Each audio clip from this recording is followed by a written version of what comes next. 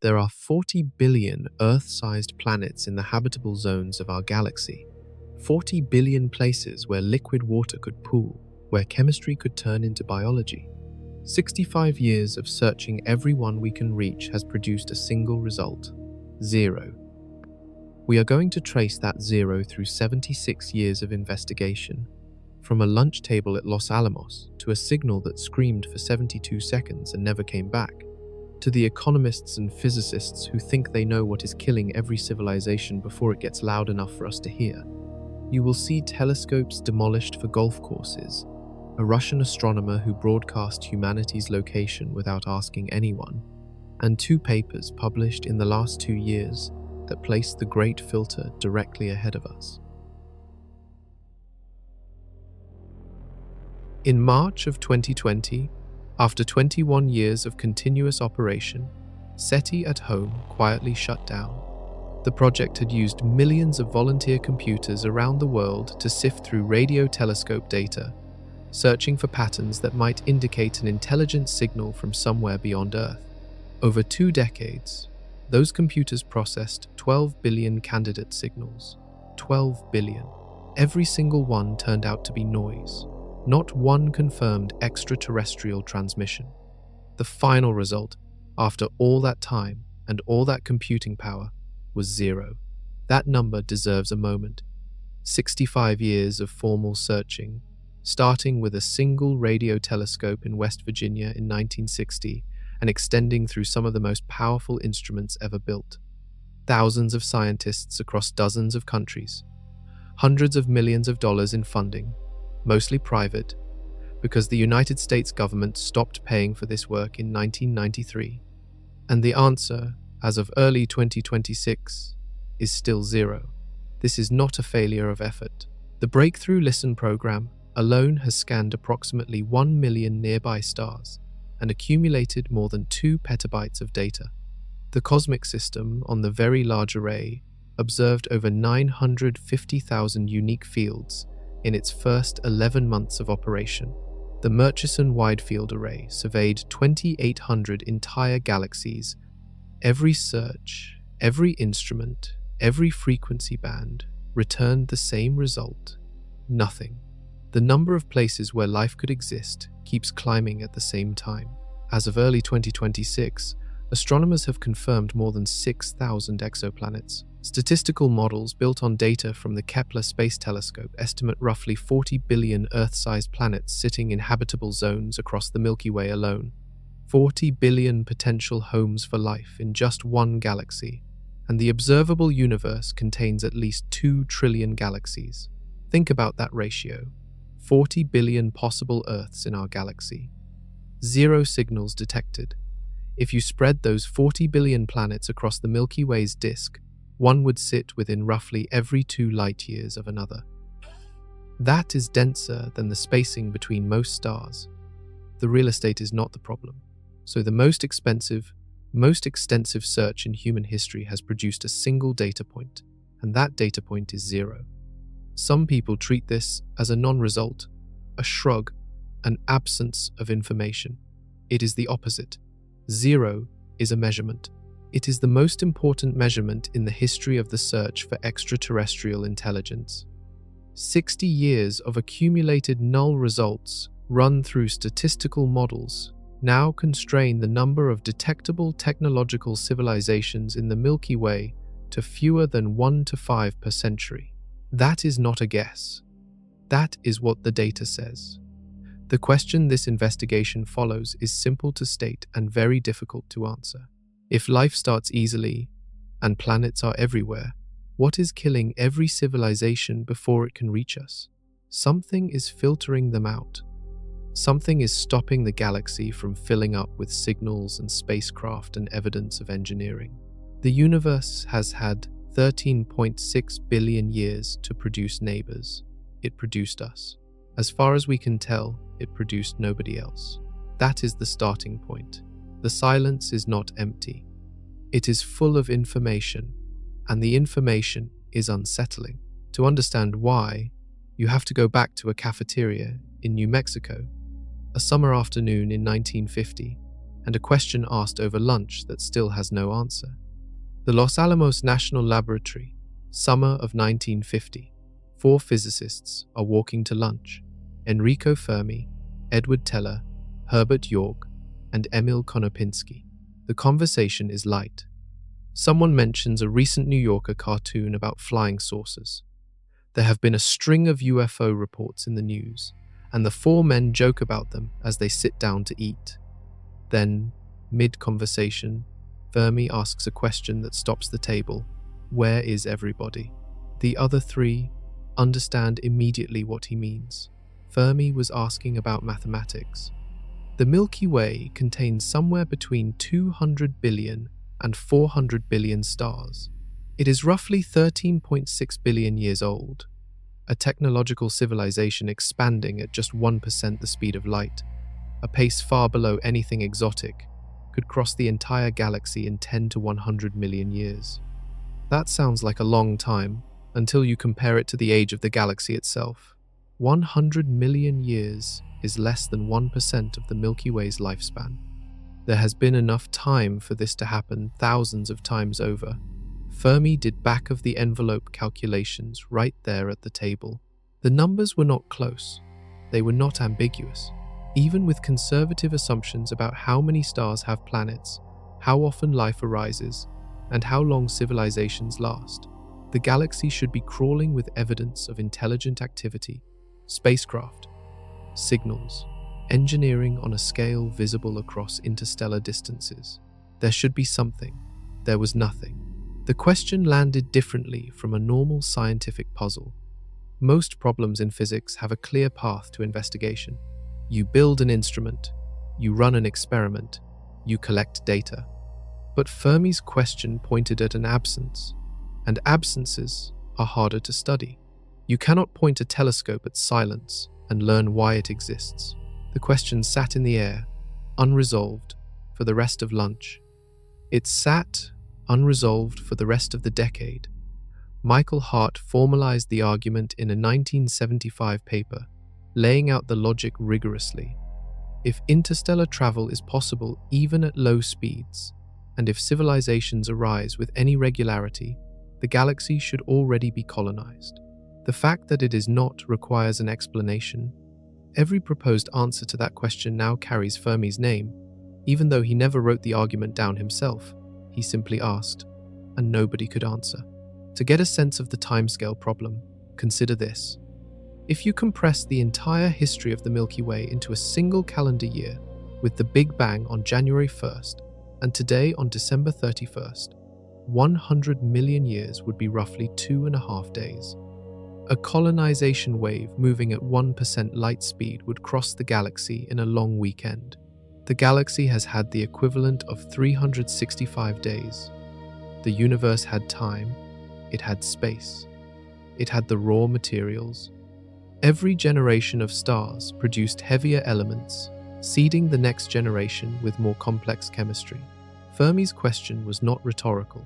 He expected an answer. He expected someone to point out the flaw in the logic. Nobody did. And for 10 years after that lunch, the question just sat there, because nobody had the tools to look. Then one man decided to stop asking and start listening. April 8th, 1960.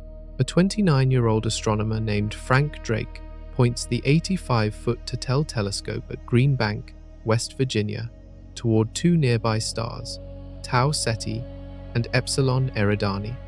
He tunes to 1420 MHz, the emission frequency of neutral hydrogen, the most abundant element in the universe. Giuseppe Cocconi and Philip Morrison had proposed this frequency in a 1959 paper in Nature, arguing it was the logical channel for interstellar communication. Any technological civilization would know about the hydrogen line. It was the obvious place to listen. Drake called it Project Ozma, after the Queen of the Land of Oz. Over roughly 150 hours, he listened.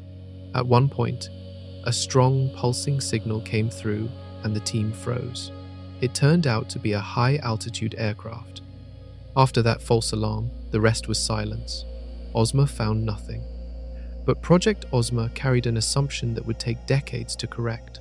Drake and nearly everyone in the field believed planets were uncommon. When Drake convened a conference at Green Bank in November of 1961 to formalize the search, 10 attendees, including Carl Sagan, worked through what became known as the Drake equation. It was not really an equation in the mathematical sense. It was a framework, a way of organizing ignorance.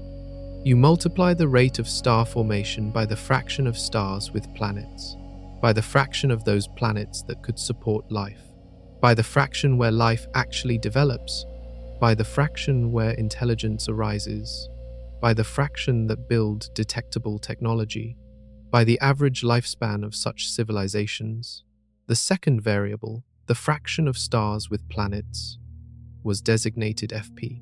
Drake and his colleagues set it at 0.2, 1 in 5. It was a guess, and it felt generous at the time. Many astronomers thought planetary formation might require unusual conditions. They were wrong by a factor of 5.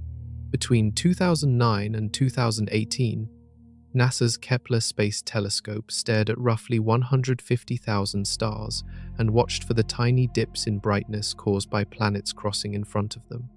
Kepler confirmed 2,783 exoplanets. The statistical analysis that followed upended the field. Virtually every star in the Milky Way has at least one planet. The fraction FP went to effectively 1.0. Every star. To understand what that did to the math, take the Milky Way's estimated 200 to 400 billion stars and multiply by 1 instead of 0.2. The number of planets jumped by a factor of 5 overnight. Further analysis of Kepler data estimated roughly 40 billion Earth-sized planets orbiting within the habitable zones of their stars in our galaxy alone. 40 billion worlds where liquid water could exist on the surface. That is roughly 5 planets for every human being alive today. This was supposed to be good news.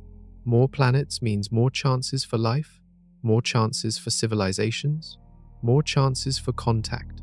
Instead, it made the silence catastrophically worse. If the real estate was always this abundant, the question was no longer, are there enough planets? The question became, with 40 billion potential homes, why is nobody there? Every new exoplanet discovery tightened the paradox. The galaxy was not short on places for life to begin. Something else was stopping it. And 7 years after Ozma, a graduate student accidentally found something that everyone initially thought was the answer.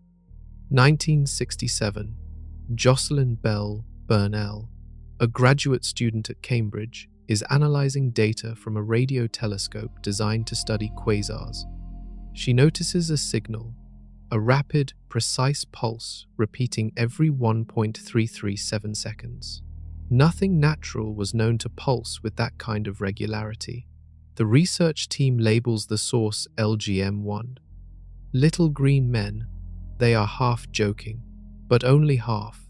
For weeks, the possibility of an artificial origin sits on the table. Belle Burnell and her supervisor, Anthony Hewish, consider it seriously. Then a second pulsing source is found in a different part of the sky, and then a third. The explanation turns out to be rotating neutron stars, collapsed stellar cores spinning at extraordinary speeds, and sweeping beams of radio energy like a lighthouse. The signals are natural. They are called pulsars. The episode mattered for 2 reasons. It demonstrated that the universe produces phenomena that mimic intelligence with uncomfortable precision. A perfectly timed pulse, repeating without variation, looks designed. It was not. Nature can be deceptively regular, and that lesson would become relevant again and again over the following decades. Because the history of searching for extraterrestrial intelligence is largely a history of false pattern recognition. 10 years after LGM-1, on August 15th, 1977, the opposite happened. Jerry Eman, a volunteer astronomer working with Ohio State University's Big Ear radio telescope, was reviewing data printouts the following day. Big Ear was a flat reflector telescope that scanned strips of sky as Earth rotated. The data came out on continuous paper, columns of alphanumeric characters representing signal intensity at different frequencies. One sequence jumped off the page. At exactly 1420.726 MHz, the hydrogen line, a signal appeared that was roughly 30 times louder than the background noise of space. The peak intensity exceeded 250 Janskis. It lasted 72 seconds, which was exactly how long a celestial source would remain in Big Ear's beam as Earth turned. The signal behaved exactly the way an extraterrestrial transmission should behave. Eman circled the character sequence 6EQUJ5 and wrote a single word in red ink in the margin, "Wow." To put 250 Janskis in physical terms, imagine the difference between a whisper and a shout in a quiet room. The cosmic background at that frequency is the whisper. The wow signal was someone shouting directly into the microphone. At exactly the frequency that Cocconi and Morrison had identified in 1959 as the Universal Communication Channel. The signal never repeated. Eman and others pointed Big Ear at the same patch of sky hundreds of times over the following years. Nothing. Other telescopes searched the same coordinates. Nothing. The signal came from the direction of the constellation Sagittarius, from a region with no remarkable star or object. For the next 40 years, the WOW signal sat as the single strongest candidate for an extraterrestrial transmission in the history of SETI. One burst, 72 seconds, then silence. It was the opposite of LGM, 1 inch every way. Pulses repeated and turned out to be natural. The WOW signal appeared once and defied natural explanation. What happened to it, and to the telescope that detected it, forms one of the strangest chapters in all of science. The Big Ear radio telescope operated from 1963 until it was demolished sometime between 1997 and 1998. The land in Delaware, Ohio, was sold to a developer. The developer built a golf course.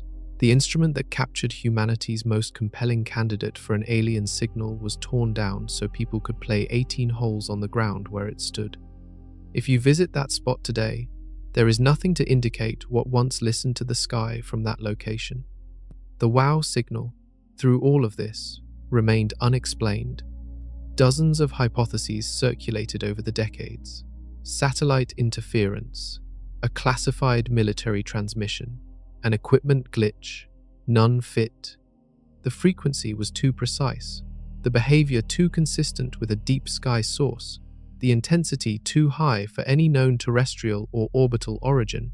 Then, in 2017, Antonio Paris, an astronomer at St. Petersburg College, proposed an answer that seemed to close the case. Two comets, designated 266P Christensen and P2008Y2, had been in the general area of Big Ear's beam on the night of August 15, 1977. Paris argued that hydrogen clouds surrounding these comets could produce emission at 1420 MHz, mimicking the exact signal Eman detected. Comets do carry hydrogen. The frequency matched. Several media outlets reported the mystery as solved. The explanation was comfortable. It gave the WOW signal a natural origin. It allowed the broader scientific community to move on. And for a few years, many people did.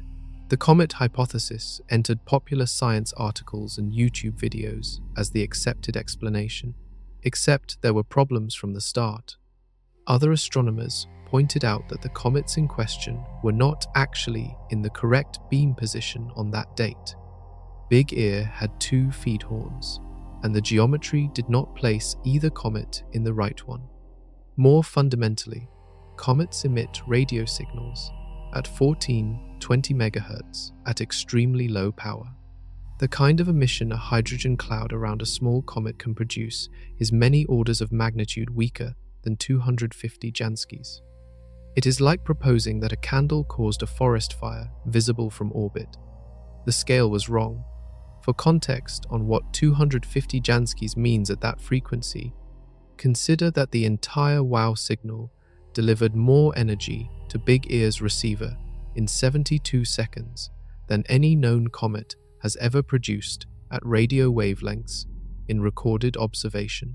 A comet producing that signal would need a hydrogen envelope roughly the size of a small planet, radiating in a way no comet has ever been observed to do. The debunking of the comet hypothesis happened gradually. Multiple researchers published critiques between 2017 and 2018, but the debunking never got the same attention as the original claim. In popular culture, the comet explanation stuck. It was clean. It was simple. It let people stop wondering. Then, in 2025, a team decided to go back to the beginning, straight to the paper. The actual physical printouts from Big Ear's observation run in August of 1977, 75,000 pages of dot matrix output, sitting in archives for nearly half a century. Nobody had done a full systematic reanalysis of the original data in decades. The results destroyed the comet hypothesis and replaced it with something nobody expected. The 2025 reanalysis was painstaking. Researchers used optical character recognition to digitize over 75,000 pages of Big Ear's archival dot matrix printouts from the 1970s. These were the original data records, the raw output of the telescope's receiver system.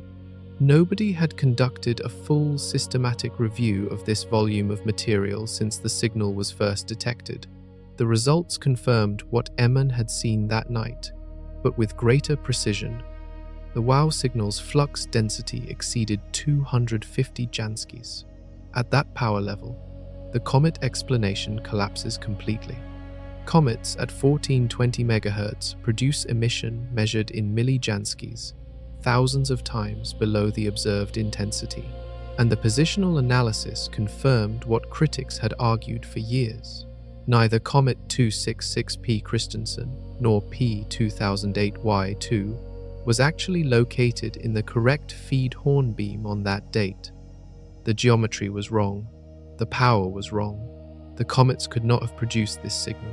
So if it was not a comet, and it was not terrestrial interference, and it was not a satellite, what was it? The new best hypothesis is stranger than any of those explanations, and stranger than aliens. Researchers now propose that the WOW signal was a rare superradiance event, also described as a hydrogen mesa flare, possibly triggered by a magnetar. In plain terms, under specific and unusual conditions, a cloud of cold hydrogen gas can be stimulated to emit a sudden, intense burst of radiation at exactly 1420 MHz. If a magnetar, a neutron star with an extremely powerful magnetic field, passes near or through such a cloud, it can trigger this kind of coherent emission. The result is a one-time cosmic belch of perfectly tuned radiation, powerful, brief, non-repeating. This explanation fits every observed characteristic. The frequency is exactly right because the emission comes from hydrogen itself. The intensity is consistent with superradiance amplification, which can produce enormous power from a relatively small cloud. The 72-second duration matches the beam transit time, meaning the source appeared to be at a fixed point in the sky, and the non-repeating nature makes sense because superradiance events are rare and depend on a specific alignment of conditions that may never recur at the same location. To make the scale tangible, imagine a balloon filled with gas that has been slowly pressurized for thousands of years. One day, a spark hits it. The balloon does not pop slowly. It releases all its energy in a single flash. Then it is gone. The conditions that built it up no longer exist. You could watch that spot in the sky for another 50 years and never see it again. The WOW signal was not intelligence. It was not comets. It was something the universe produced naturally but so rarely that nobody had predicted it. The cosmos generated a signal that perfectly mimicked what we expected from an alien civilization at exactly the frequency we were listening on, and it did so through raw physics. This mattered beyond the WOW signal itself. It established a pattern that would repeat throughout the history of SETI. Every time scientists believed they had found evidence of technology, the universe offered a natural explanation that no one had anticipated. Pulsars mimicked regular transmissions. Comets were blamed, and then cleared. Superradiance produced a perfect fake. And the question got harder. If the universe keeps generating false positives that look exactly like intelligence, how would we recognize the real thing if it ever appeared? Go back to the Drake equation and look at what happened to every variable scientists could actually measure. In 1961, the fraction of stars with planets was guessed at 0.2. Kepler proved it was closer to 1.0. The rate of star formation in the Milky Way was estimated at 1 per year. Modern observations put it between 1.5 and 3. The number of potentially habitable planets was thought to be small. It turned out to be 40 billion in our galaxy alone. And then there is abiogenesis, the origin of life from non-living chemistry. Earth formed approximately 4.54 billion years ago. The last universal common ancestor of all life on Earth, known as Luca, existed roughly 4.2 billion years ago. The gap is only 300 to 400 million years. And much of that early period, the surface was molten, bombarded by asteroids, essentially uninhabitable. Life did not wait for ideal conditions. It appeared almost as soon as conditions allowed, possibly sooner. If abiogenesis is easy, and every piece of evidence from Earth suggests it is, then life should be common across the galaxy. Every measurable variable in the Drake equation has moved in the optimistic direction since 1961. More stars have planets. More planets sit in habitable zones. Life starts faster than anyone expected. The galaxy should be teeming. The result of 65 years of searching is 0. That means the filter must sit at one of the variables we cannot yet measure. In 2024, Stern and Guerrier published a paper that targeted one specific variable, phi, the fraction of planets with life that go on to develop intelligence. Drake's original estimate treated phi as close to 100%. If life starts, evolution is relentless. Given enough time, something smart will emerge. Intelligence seemed like a natural endpoint. Stern and Guerrier argued it is not. Their analysis estimated phi at between 0.003% and 0.2%, between 3 in 100,000 and 2 in 1,000. Their reasoning was geological. Intelligence on the scale that leads to technology requires a very specific planetary configuration. You need 500 million years or more of continuous plate tectonics. You need a particular ratio of continent to ocean that allows complex ecosystems to develop on land. You need geological stability over timescales that most planets simply do not provide. To make that probability tangible, consider a jar filled with 100,000 marbles. Under Stern and Guerrier's lower estimate, 3 of those marbles represent planets where life develops intelligence. Under their upper estimate, 200. Compared to Drake's original assumption that nearly all 100,000 marbles would qualify, the difference is staggering. If intelligence is that rare, the silence starts to make more sense. 40 billion habitable planets sounds like an enormous number until you multiply it by 0.003%. That gives you roughly 1.2 million planets with intelligent life across the entire Milky Way, spread across 13.6 billion years of history. Divide by the galaxy's lifespan, and the number alive at any given time shrinks to almost nothing. But there is a problem with pinning everything on the intelligence bottleneck, because the very foundation of the rare Earth argument, the thing Stern and Guerrier depend on, may not work the way anyone thought. In 2000, Peter Ward and Donald Brownlee at the University of Washington published Rare Earth, a book that became one of the most influential arguments for why we might be alone. Their case rested on a chain of requirements. Complex life needs a stable climate. A stable climate needs plate tectonics to regulate carbon dioxide, recycle nutrients into the biosphere, and help maintain a planetary magnetic field. Plate tectonics requires a specific internal heat budget and a mantle of the right composition. Earth has all of these. Most planets probably do not. The argument was elegant. We are rare because our geology is rare. For 15 years, rare Earth was the standard "we are special" explanation. It fit neatly with the Fermi paradox. If plate tectonics are an unlikely accident, and if intelligence requires plate tectonics, then the great filter is geological. We passed it. We are on the lucky side. Then the models started to disagree. Computer simulations conducted between 2015 and 2024 gradually undermined the neat causal chain. Some models showed that plate tectonics on Earth might not have preceded the emergence of complex life.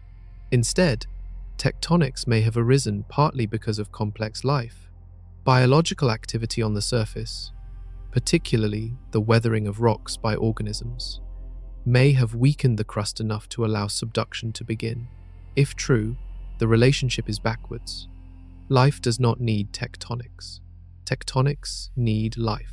Other simulations produced a different problem. Some models showed that plate tectonics can actually slow oxygenation of the atmosphere because subduction pulls oxidized material back into the mantle.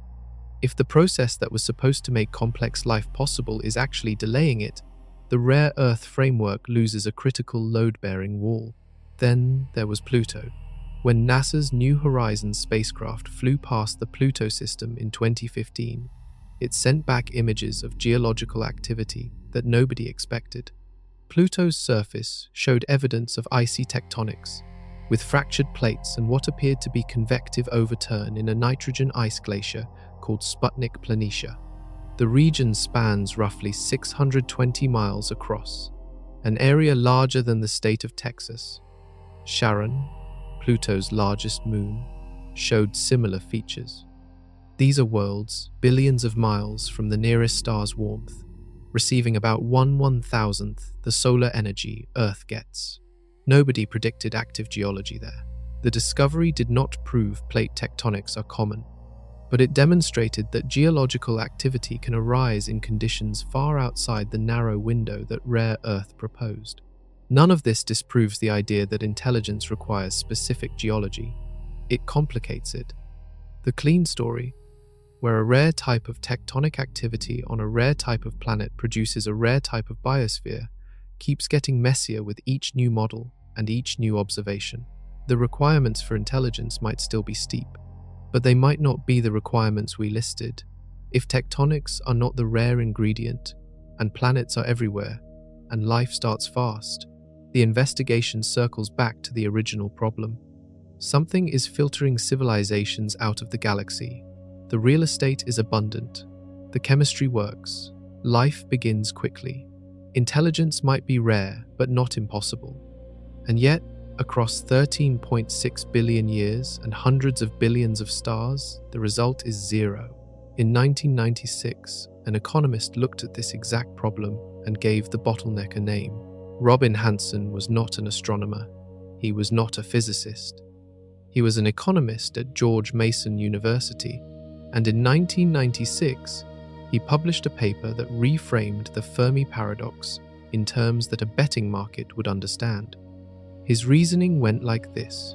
Between dead rock and a galaxy-spanning civilization, there is a long chain of steps, forming a planet, developing life, evolving complex cells, producing intelligence, building technology, surviving long enough to expand.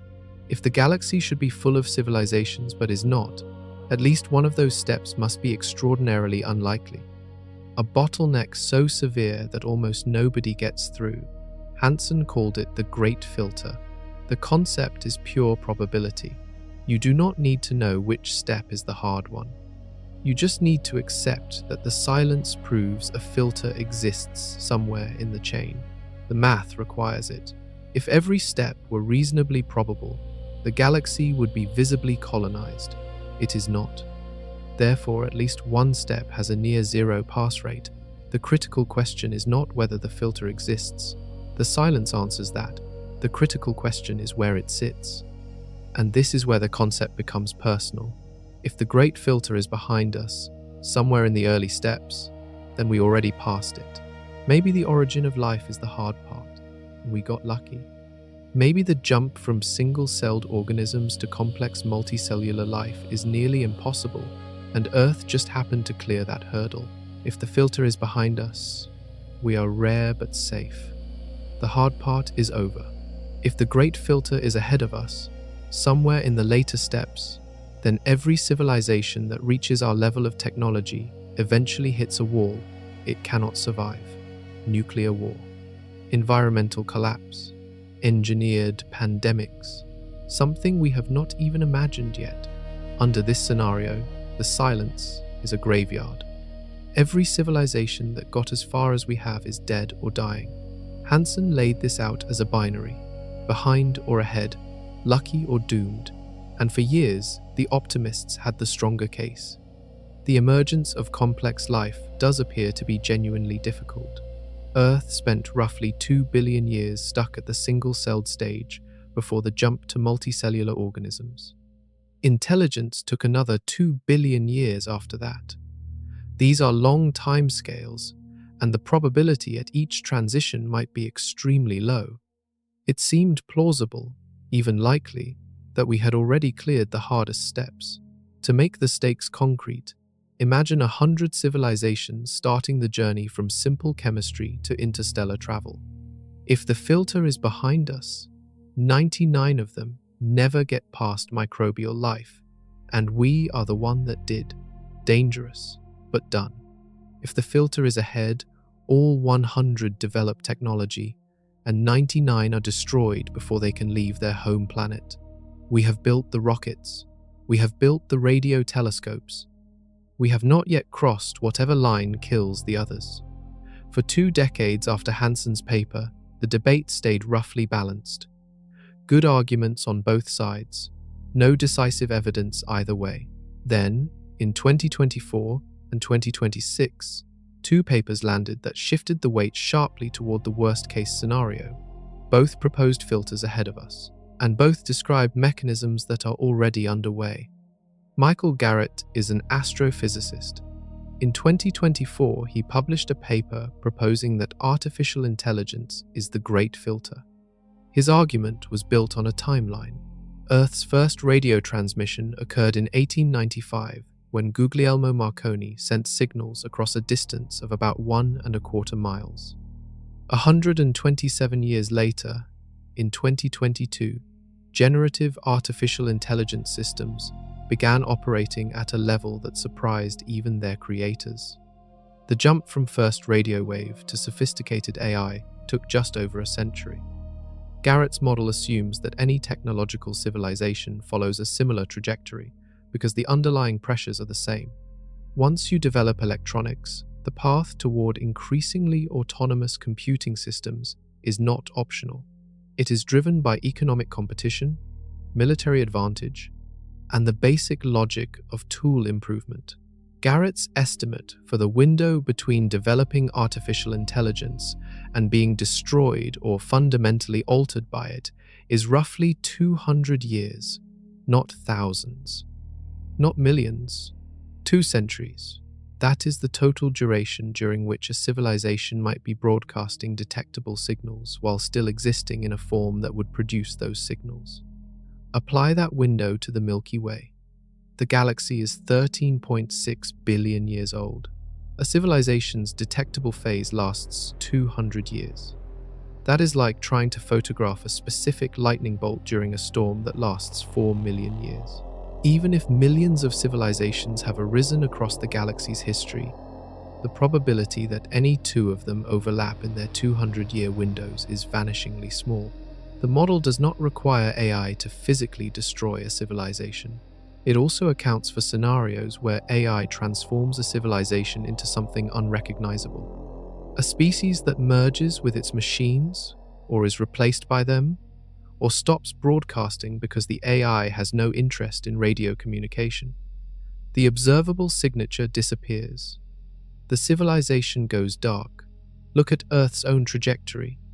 Military radar, the loudest signal we produce, operates at roughly 10 to the 14th watts in directional bursts. Those signals are detectable by a Green Bank-class telescope up to about 200 light-years away.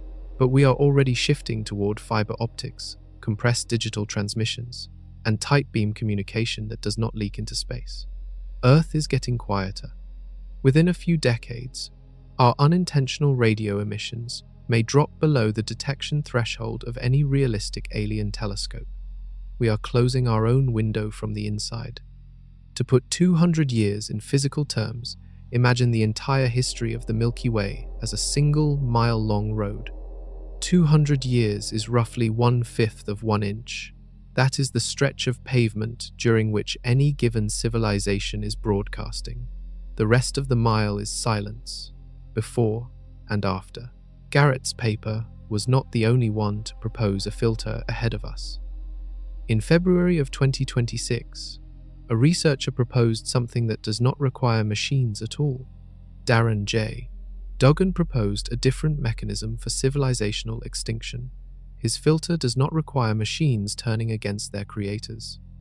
It does not require war or asteroid impacts or any external catastrophe at all. It requires only one thing: a species smart enough to decouple reproduction from survival. And it is already measurable in the demographics of every industrialized nation on Earth. Birth rates are falling across the developed world as a direct consequence of prosperity and choice. Duggan's model treats this as universal, an inevitable property of any species intelligent enough to control its own fertility. The question his paper asks is whether any civilization can reverse the trend before the math becomes irreversible. The math is already moving. South Korea's total fertility rate in 2024 was 0.72. That means, for every 2 adults, fewer than 1 child. Replacement level is 2.1. South Korea is not at half replacement, it is at 1/3. Japan is at 1.2, Italy at 1.24. China dropped below replacement in 2022 and is accelerating downward. The United States fell below replacement in 2021. These are not projections, these are census numbers. Duggan's model does not treat fertility decline as a crisis to be solved. He treats it as a thermodynamic inevitability, the same way entropy is inevitable. His argument works like this. In any species that evolves intelligence, individuals eventually gain the ability to choose whether to reproduce. Once that choice exists, the calculus shifts. Children become expensive in time and resources. In a subsistence society, children are labor. In a technological society, children are cost. Every government that has tried to reverse the trend has failed. Pronatalist policies in Scandinavia, in Japan, in Singapore, in Hungary, have produced temporary bumps of a few percentage points before the decline resumed. France, which has the most generous family support system in Europe, still fell below replacement. Duggan's projection maps current global trends forward. Human population peaks around 2080 at roughly 10 billion, then begins a decline that accelerates with each generation. By 2500, his model estimates fewer than 100 million humans on Earth. By 3000, functional extinction. A species that once covered a planet, gone, dissolved into empty maternity wards. The physical comparison is bacterial, a petri dish colony that consumes all nutrients and dies. But Duggan's filter is worse than starvation. In the petri dish, the bacteria run out of food. In his model, the food is still there. The civilization simply stops eating. And if this is universal, if every intelligent species that gains control over its own reproduction follows the same curve, it explains the silence without invoking catastrophe. No nuclear war, no asteroid, just a slow, quiet fade across every inhabited world in every galaxy. Civilizations rise, develop technology, decouple sex from reproduction, decouple reproduction from survival, and dissolve over a few hundred generations. The galaxy fills with ruins, not conquerors. 2 filters, then, Garrett's artificial intelligence window of 200 years and Duggan's depopulation curve of 500 to 1,000 years. These are not mutually exclusive. A civilization could face both simultaneously, and both papers were published within 2 years of each other. based on trends already visible in human data. For decades, the optimistic view held that the Great Filter was behind us. The hard step was the origin of life, or the jump to multicellular complexity, or the emergence of intelligence. We had already cleared those hurdles. The new evidence says otherwise. The filter is ahead of us, and we are inside the danger zone right now. But both of these filters assume civilizations destroy themselves or fade away. There is another possibility that nobody talks about as much, because it does not involve death at all. What if civilizations do not die? What if they just go quiet? Here is a fact that undermines the entire premise of the search for extraterrestrial intelligence. Earth is getting quieter. In the 1960s and 70s, humanity was loud. Omnidirectional radio broadcasts, television signals, and military radar systems pumped electromagnetic radiation into space in every direction. Military radars, the loudest signals Earth produces, peak at roughly 10 to the 14th watts when measured directionally. A telescope the size of Green Bank, 100 meters across, could detect those signals from about 200 light-years away. That sounds like a lot. It is not. 200 light-years covers roughly 15,000 stars. The Milky Way contains somewhere between 200 billion and 400 billion stars. Our loudest screams reach 0.000004% of the galaxy, and we are getting quieter every year. Fiber optic cables carry data through glass, not through the air. Cellular networks use low-power transmitters aimed at the ground, not the sky. Digital signals are compressed and encrypted, which makes them look indistinguishable from random noise to a distant receiver. Military radar is shifting to phased arrays that focus energy in tight beams rather than spraying it everywhere. Earth, in 1970, was a bonfire visible from miles away. Earth in 2026 is a flashlight pointed at the floor. Seth Shostak at the SETI Institute has been making this argument for years. Advanced civilizations are not louder than primitive ones. They are quieter. A civilization 1,000 years ahead of us might communicate entirely through tight beam lasers, quantum encrypted channels, or technologies we have not invented yet. Their communications would be invisible to us because efficiency naturally selects for directed, low-waste transmission. Think of it like mail delivery. A medieval town crier shouts announcements in the square. Everyone within earshot hears it. A modern postal system delivers letters to specific addresses. The information flow increased by orders of magnitude, but the noise dropped to nothing. A civilization using tight beam communication could be exchanging more data in 1 second than humanity has broadcast in its entire radio history, and we would never know. An alien civilization monitoring Earth from 500 light-years away in 1970 would have picked up our television signals. The same civilization monitoring Earth in 2070 might detect nothing at all. We would look dead. And this applies in reverse. A civilization 500 light-years away that went through the same technological transition 500 years ago would already be invisible to us. We would point our telescopes at their star and hear silence because they upgraded their infrastructure. The entire logic of SETI, listening for electromagnetic leakage, depends on catching civilizations during a narrow window, when they are technologically advanced enough to broadcast, but not yet efficient enough to stop leaking. That window might be 100 years, maybe 200. On a cosmic timeline of 13.6 billion years, 200 years is nothing. It is a camera shutter click. Two civilizations would both need to be in their leaky phase at the same time, pointed at each other, within detection range.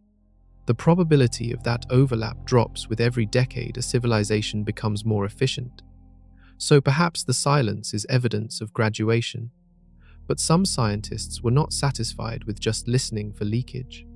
They wanted to look for something bigger, something physical you could see across the entire galaxy. In 2024, a project called Hephaistos published results that made international headlines. The team had scanned approximately 5 million stars within 300 parsecs, roughly 1,000 light-years, looking for something no one had ever systematically searched for at that scale: Dyson spheres. The concept goes back to the physicist Freeman Dyson in 1960. A sufficiently advanced civilization, he argued, would eventually need more energy than a single planet could provide. The logical next step would be to build a structure around its star, a shell or swarm of collectors that captures the star's entire energy output. Such a structure would not be invisible. The laws of thermodynamics guarantee it.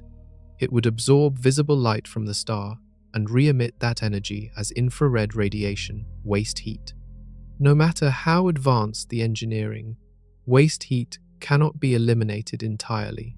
From a distance, a star surrounded by a Dyson sphere would look dimmer in visible light and brighter in mid-infrared. That is exactly what Hephaistos found.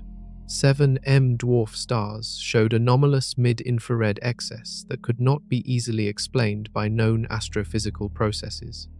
M-dwarfs are small, cool, long-lived stars, the most common type in the galaxy. They are also the most energy-efficient targets for a megastructure project because they burn for trillions of years, far longer than stars like ours. A civilization that wanted to build for permanence would choose an M-dwarf for the same reason you would build a house on stable ground rather than a floodplain. The 7 candidates passed multiple filters. The infrared excess was real. It was measured. It was consistent with what a partial Dyson sphere, one that does not fully enclose the star, would produce. The paper was careful to list natural explanations like circumstellar dust or debris disks, but noted that none of them fully accounted for the observed spectral shape. The infrared profile did not match any standard model of stellar dust. Something unusual was going on around those 7 stars. The response was immediate. News outlets ran headlines about possible alien megastructures. Social media exploded. The paper accumulated hundreds of thousands of views within weeks. For a brief window, the scientific community allowed itself to consider the possibility that someone, somewhere, had built something around a star. To understand the scale of what a Dyson sphere would represent, consider this. Earth intercepts roughly 1/1000th of our star's total energy output. A complete Dyson sphere would capture all of it, an increase in available energy by a factor of 1 billion. A civilization with that much energy could do things we cannot currently imagine: power interstellar transmitters visible across the galaxy, run computational systems the size of planets, even physically reshape their solar system. For comparison, the total energy output of every power plant on Earth combined is roughly 10 to the 13th watts. A Dyson sphere around a star like ours would produce roughly 3.8 times 10 to the 26th watts. The gap between human civilization and a Dyson sphere civilization is 13 orders of magnitude. That is why the Hephaistos result mattered. It was a physical measurement of actual infrared light from actual stars behaving in ways that were hard to explain. The team was cautious. They did not claim they had found aliens. They claimed they had found anomalies worth investigating. But within months, those anomalies would have a very different explanation, and it would be one that nobody involved in the original search had anticipated. The follow-up analysis came in 2025. Independent teams re-examined the 7 M-dwarf candidates using additional infrared and optical data. What they found was not alien megastructures. It was background contamination. The anomalous infrared excess was real. It just was not coming from the stars.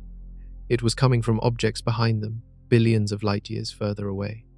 Dust-obscured galaxies, known in the literature as DOGs, and active galactic nuclei, the supermassive black holes at the centers of distant galaxies that spew enormous amounts of energy as they consume surrounding matter. These background sources happen to sit along the same line of sight as the M-dwarf candidates.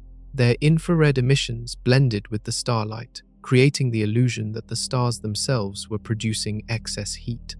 The resolution of the original survey was not fine enough to separate foreground stars from background galaxies at those angular scales. Once higher resolution data was applied, separating the faint background glow from the foreground starlight, the megastructure signatures disappeared. The stars were ordinary. The infrared excess belonged to objects that had nothing to do with them. The universe had done it again. It had perfectly mimicked the signature of advanced technology, using nothing but random cosmic geometry and hot dust. This was not the first time. In 1967, Jocelyn Bell Burnell detected a signal so regular that her team labeled it LGM-1, Little Green Men. It was a pulsar, a rotating neutron star. In 1977, the WOW signal matched every criterion for an artificial extraterrestrial transmission. Decades of analysis now point to a natural origin, likely a magnetar-triggered hydrogen maser flare from interstellar gas along the line of sight. In 2020, BLC-1 looked exactly like a signal from Proxima Centauri. It was electronics near the Parkes telescope. Now, in 2024, 7 stars looked exactly like partial Dyson spheres. They were background galaxies. The pattern is consistent, and it is uncomfortable. Every time we think we have found something, nature offers a natural explanation that nobody predicted beforehand. The universe is actively deceptive. It produces phenomena that look engineered, that pass our filters, that survive initial scrutiny, and then collapse into mundane physics when examined more closely.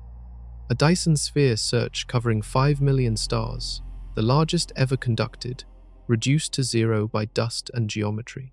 5 million stars, and not one megastructure, not one hint of engineering at any scale. The physical analogy is a mirage on a highway. On a hot day, the road ahead appears to be covered in water. The light is real, the bending is real. The physics producing the illusion is real. But the water is not there. You can drive toward it forever and never reach it. The Hephaistos result was a cosmic mirage, 7 candidates, all explained by geometry and distance. And it raises a question that sits beneath all of SETI. If the universe keeps producing false positives that fool our best instruments, how confident can we be in our ability to recognize a true positive if one ever appears? The answer, increasingly, is not very. But false positives and cosmic mirages are one category of explanation for the silence. There is a darker one. What if the civilizations are out there, and they are real, and they are staying hidden on purpose? In 2008, the Chinese science fiction writer Liu Cixin published the second novel in his 3-body trilogy. It was called The Dark Forest. The book proposed an answer to the Fermi paradox that was elegant and deeply disturbing. It went like this: the universe is full of civilizations. They are all silent because revealing your location is the same as committing suicide. The logic builds from 2 axioms. First, survival is the primary need of every civilization. Second, civilizations continuously grow and expand, but the total matter and energy in the universe does not. These 2 axioms produce a problem. Resources are finite. Civilizations are potentially infinite.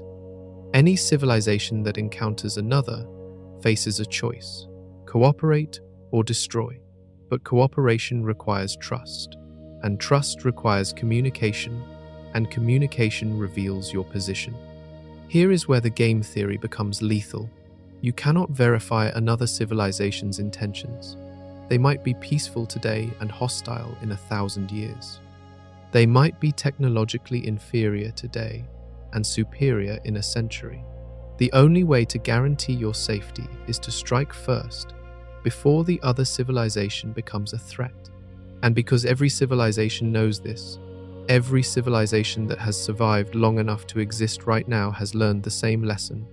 Stay quiet, stay hidden, shoot anything that makes noise. Liu Cixin called this the dark forest. Picture a forest at night. It is full of hunters.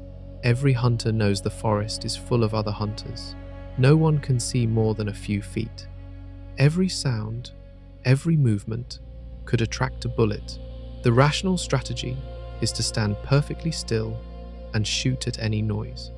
The cosmos, in this model, is packed with armed civilizations standing motionless in the dark. The hypothesis has a specific physical implication. A dark forest civilization would not build Dyson spheres, because Dyson spheres are visible across the galaxy. It would not broadcast radio signals, because radio signals reveal location. It would not expand aggressively, because expansion creates a detectable footprint. It would minimize its observable signature in every possible way. It would look, from the outside, exactly like the silence we observe. The idea was not entirely new. John Ball proposed the zoo hypothesis in 1973, suggesting advanced civilizations might deliberately avoid contact with primitive species, the way a nature reserve keeps humans away from endangered animals. The dark forest takes this further. They avoid detection out of survival. Critics of the dark forest hypothesis point to several problems. It assumes a level of paranoia that may not be universal. It requires that every civilization independently arrives at the same conclusion, with no exceptions, because even one loud civilization would break the silence. It also assumes that destroying a distant civilization is easier than communicating with one, which is not obviously true given the distances involved. But the hypothesis has one property that makes it impossible to fully dismiss. It is consistent with the data. The silence is exactly what a dark forest universe would look like. And it leads directly to a real controversy happening right now on Earth, one that has split the scientific community and involves the question of whether we should be shouting into that forest. In 1999, a Russian astronomer named Alexander Zaitsev did something that no international body had approved and no scientific consensus had endorsed. He used the Evpatoria planetary radar facility in Crimea, a dish originally built for deep space communication with Soviet probes, to transmit a high-powered, targeted message towards several nearby star systems. He called it Cosmic Call. The transmission was designed to be detectable by any civilization with a radio telescope comparable to our own. It contained mathematical and scientific information encoded in a format meant to be decipherable by any technologically capable species. Zaitsev did not consult the SETI community before transmitting. He did not seek approval from any government. He did not ask for international review. He did not need to, because there is no binding international protocol governing deliberate transmissions into space. None. There are guidelines. The International Academy of Astronautics has a set of recommendations, but they are voluntary. No treaty, no law, no enforceable agreement prevents anyone with access to a sufficiently powerful transmitter from broadcasting a message into the cosmos right now, today, announcing humanity's existence and location to anyone listening. The reaction within the scientific community was immediate and bitter. David Brin, the physicist and author who had written extensively about the Fermi paradox, called it reckless and potentially catastrophic. If the dark forest hypothesis had even a small probability of being correct, Brin argued, deliberately transmitting was the equivalent of lighting a bonfire in a forest full of predators. Brin resigned from SETI-affiliated committees in protest over what he saw as a complete absence of governance over active messaging, which the community calls METI, Messaging to Extraterrestrial Intelligence. Jill Tarter, who had spent 35 years directing SETI searches, including Project Phoenix, and who was the real-world inspiration for the character in the film Contact, found herself caught in the middle. She supported the search for signals, but had reservations about transmitting. Dan Wertheimer, a Berkeley astronomer, argued that any deliberate transmission should require global consensus. The idea of one person, or one country, making a decision that could affect the entire species struck him as unacceptable. Seth Shostak, at the SETI Institute, took the opposite view. His argument was practical. Earth's military radar systems have been leaking detectable signals into space for decades. Anyone within 200 light-years who has the technology to threaten us already knows we are here. Deliberately transmitting changes nothing. Hiding is pointless because we never were hidden. Think of it this way. You are standing in a dark room and you have been coughing loudly for 70 years. Someone suggests that maybe you should stop coughing, but you have been coughing the entire time. If something in the dark wanted to find you, it already has. The debate has never been resolved. It cannot be, because the underlying question is unanswerable. Is the universe dangerous or not? And the split reveals something that most people assume about science, but is wrong. People assume that the scientific community coordinates its relationship with the cosmos, that there are protocols and oversight and institutional control over what humanity says to the stars. There is not. The METI controversy proved that any individual with the right equipment can speak for the entire species, and whether or not anyone is listening on the other end, the tools we have built to find out keep getting destroyed. On December 1st, 2020, the 900-ton receiver platform of the Arecibo Observatory broke free from its cables and crashed through the 305-meter radio dish below. The collapse was not sudden. Engineers had been warning about cable degradation for months. 2 cables had already failed in August and November. The National Science Foundation made the decision not to attempt repairs because sending workers onto the structure was too dangerous.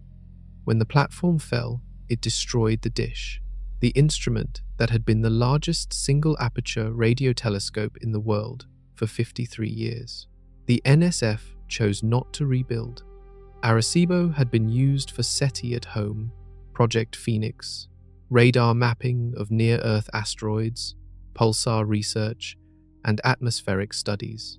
It was one of the most scientifically productive instruments ever built, and it was gone.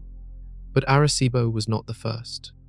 The Big Ear Telescope in Ohio, the instrument that captured the WOW signal in 1977, was demolished between 1997 and 1998, so the land could be developed into a golf course. The most promising candidate signal in the history of SETI, and the telescope that found it was paved over for a driving range. The Allen Telescope Array, a field of 42 dishes in Northern California, designed specifically for SETI, was built as a joint project between the SETI Institute and the University of California at Berkeley. Each dish is 6 meters in diameter, operating across 1 to 14 gigahertz. In 2011, the array went into hibernation. The reason was money.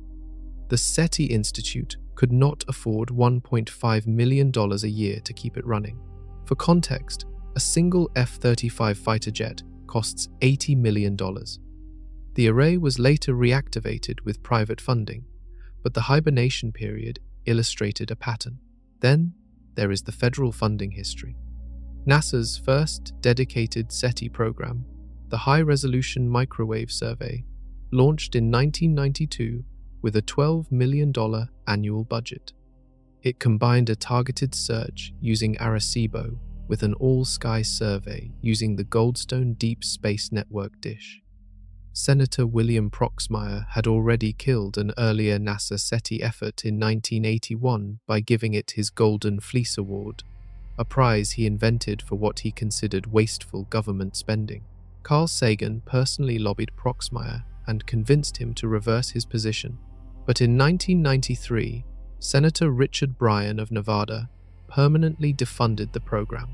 It had been running for 1 year, $12 million. That is roughly the cost of 600 feet of interstate highway. Since 1993, every major SETI effort has been privately funded. The search for the answer to one of the most fundamental questions humanity has ever asked, are we alone, depends entirely on the generosity of individual donors and the occasional billionaire. The pattern is hard to ignore. The telescope that found the best signal was demolished for real estate. The telescope array built for the search was shut down over pocket change. The federal program was killed for politics. And the largest radio dish in the Western Hemisphere was allowed to collapse and was never rebuilt. If you were designing a civilization that would never detect an extraterrestrial signal, this is roughly how you would do it. In 2015, a Russian-Israeli billionaire named Yuri Milner stood on a stage in London alongside Stephen Hawking and announced Breakthrough Listen, $100 million over 10 years dedicated to the most thorough search for extraterrestrial intelligence ever attempted. It was the largest single injection of funding in SETI history. Milner also announced Breakthrough Starshot, another $100 million aimed at developing technology to send gram-scale probes to the nearest star systems at 20% of light speed. Breakthrough Listen gained access to some of the most powerful radio telescopes on Earth: Green Bank in West Virginia, 100 meters in diameter, the largest fully steerable radio dish in the world; Parkes in Australia, 64 meters, one of the most sensitive radio instruments in the Southern Hemisphere; Meerkat in South Africa, an array of 64 dishes designed for the next generation of radio astronomy; and the Automated Planet Finder at Lick Observatory in California, a 2.4-meter optical telescope capable of detecting laser pulses from distant civilizations. The strategy was simple in concept: point the best instruments at the most promising targets and listen at every frequency simultaneously. By 2024, the project had scanned approximately 1 million nearby stars. It had accumulated more than 2 petabytes of data, a volume that would fill roughly 400,000 DVDs. Its sensitivity was extraordinary. Breakthrough Listen could detect a transmitter producing 10 to the 12th to 10 to the 13th watts, roughly equivalent to the total power output of a small nuclear power plant from nearby star systems. Any civilization within a few hundred light years that was broadcasting at those power levels would show up in the data. To put that sensitivity in perspective, it means Breakthrough Listen could detect the equivalent of a single large television transmitter from a planet orbiting the nearest 1,000 stars. If anyone nearby was making any deliberate effort to be heard, these instruments would have caught it. Nothing did. 2 petabytes of silence, 1 million stars surveyed, thousands of hours of observation time across 4 major instruments on 3 continents. The result was the same result SETI has gotten since Frank Drake pointed the 85-foot Tuttle telescope at Tau Ceti in 1960. 0. But then, in 2020, one of Breakthrough Listen's own instruments caught something that made the entire team hold its breath. Parkes, the 64-meter dish in New South Wales, detected a narrowband signal at 982.002 MHz. Narrowband signals are significant because natural astrophysical sources almost always produce broadband emissions, energy spread across a wide range of frequencies. A narrowband signal, concentrated at a single frequency, is one of the hallmarks of an engineered transmission, and this one appeared to come from the direction of Proxima Centauri, the nearest star to our own, 4.24 light-years away, a star already known to have at least 2 planets, one of which sits in the habitable zone. The signal was designated BLC-1, Breakthrough Listen Candidate 1. It was the first signal the project had ever considered promising enough to earn a formal candidate designation, and for the scientists involved, the months that followed were some of the most intense in modern SETI history. BLC-1 drifted in frequency. That mattered. When a signal comes from a source on a rotating planet, the rotation causes a Doppler shift, a gradual change in the observed frequency. Earth-based interference does not typically drift in the same way because the transmitter and receiver are on the same rotating body. BLC-1's drift rate was consistent with what you would expect from a transmitter on a planet orbiting Proxima Centauri. The signal appeared only when the telescope was pointed at Proxima Centauri. When the dish moved to observe a reference direction away from the star, the signal vanished. When it swung back to Proxima, the signal returned. This on-off pattern is the standard test for distinguishing celestial signals from local interference. BLC-1 passed it. For months, The Breakthrough Listen team worked in near secrecy. They reprocessed the data. They checked for known sources of interference. They cross-referenced with databases of terrestrial transmitters, satellites, aircraft, and ground-based electronics. They applied every filter in their pipeline. BLC-1 survived them all. Word eventually leaked to the press in late 2020. The story made international news. Scientists who had spent decades managing public expectations about SETI found themselves being asked a question they had always hoped to answer, but never expected to face this directly. Is this it? It was not. In 2021, the Breakthrough Listen team published a thorough analysis showing that BLC-1 was almost certainly human-generated radio frequency interference. The key evidence was the discovery of structurally similar signals at nearby frequencies, signals that shared the same characteristics as BLC-1 but came from directions that had nothing to do with Proxima Centauri. The most likely source was electronics operating near the Parkes telescope itself, intermodulation products created when multiple radio frequency sources interact and produce spurious signals at new frequencies.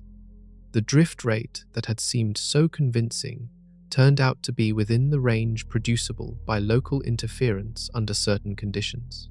The value was not unique to a planetary source.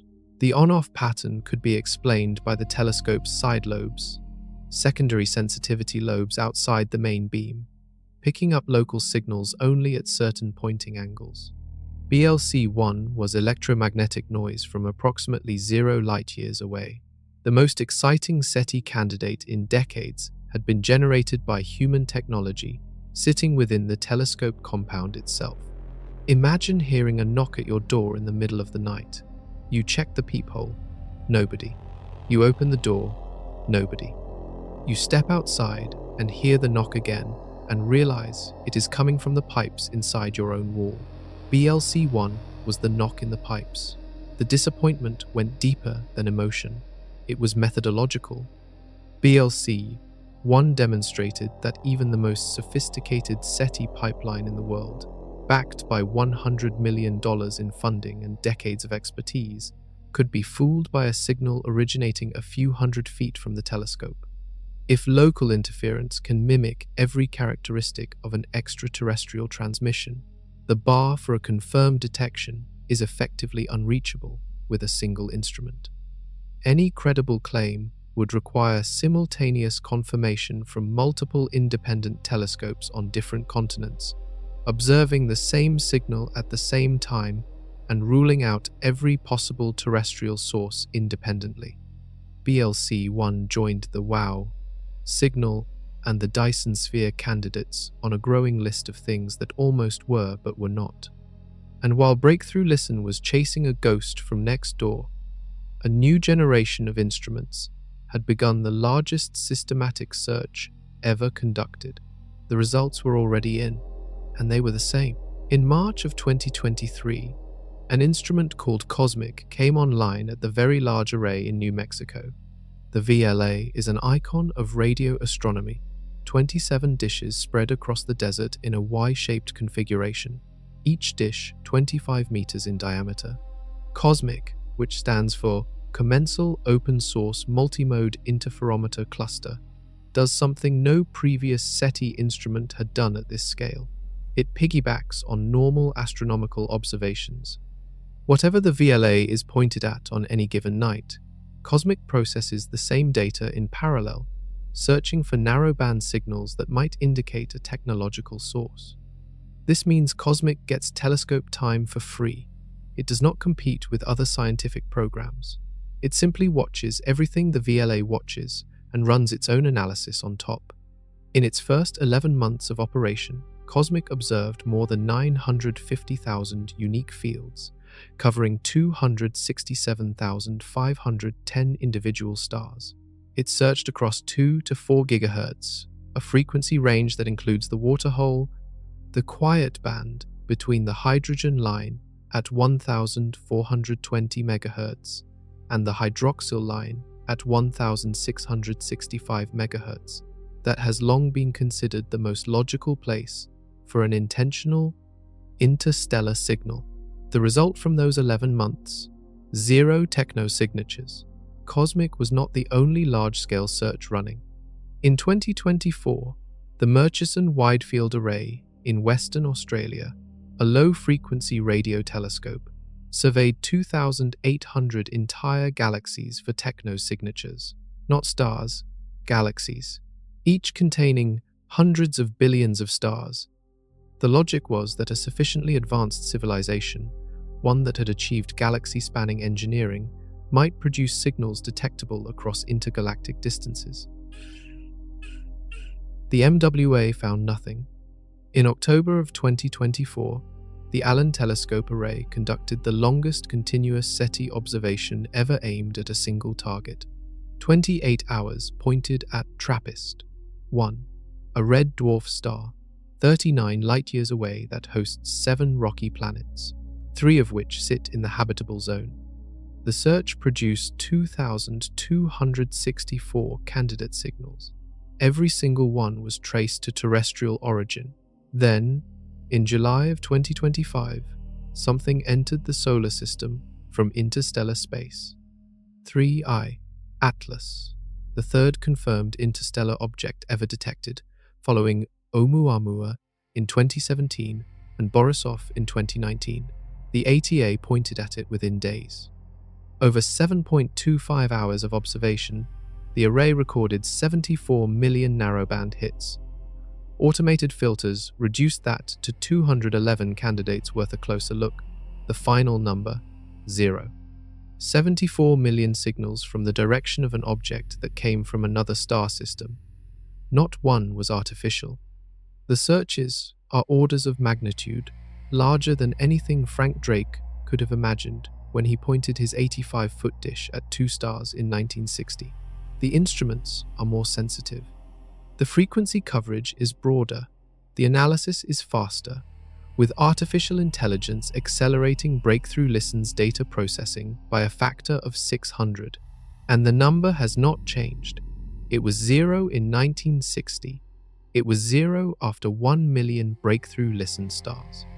It was 0 after 950,000 cosmic fields and 74 million narrowband hits from an interstellar visitor.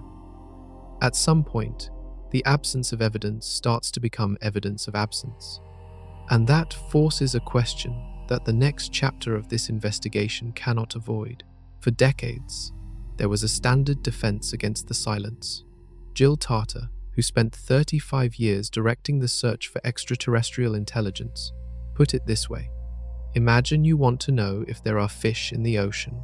You walk to the shore, scoop up a single hot tub of water, look inside, and find nothing. Would you conclude the ocean has no fish? That was the argument.